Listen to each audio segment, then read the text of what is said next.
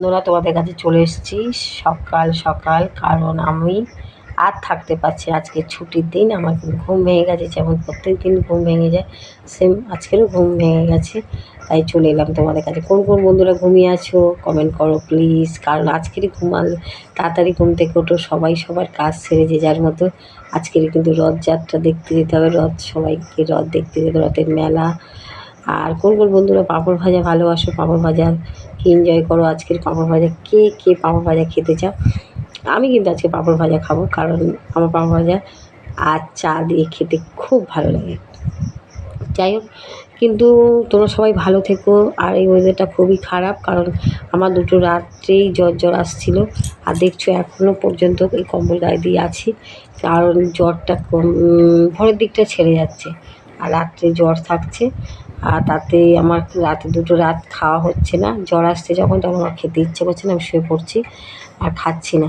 কালকে আমার মেয়ে অনেকবার ডেকেছে, মা খেয়ে নাও, আমার খেয়ে না। আমি বলি বাবু আমি খাবোই না, আমার ভালো লাগছে না, খেলামই না। তা যাই হোক, না খেয়ে দুটো রাত কাটিয়ে দিলাম, খাবারটা তো বেঁচে গেল।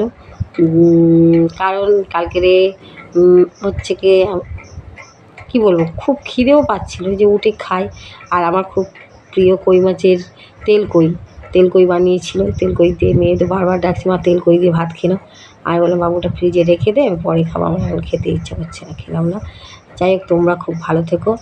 আর দেখো, আমি এখনও শুয়ে আছি, তোমার দাদাভাই কিন্তু ঘুমিয়েই আছে, ও কিছুই জানে না, অনেক রাত্রে এসছে। আমি কিন্তু চুপচাপ অনেক রাত ভোর থেকে জেগে আছি। তাও ভাবছি চলে আসি বন্ধুদের কাছে, বন্ধুদের সাথে একটু গল্প, একটু আড্ডা, এগুলো করতেই থাকি। ঠিক আছে বন্ধুরা, কেমন লাগছে? আর শুভ সকাল বলবো, কারণ অনেক ভোর থেকে এসেছিলে, শুভ সকালেই।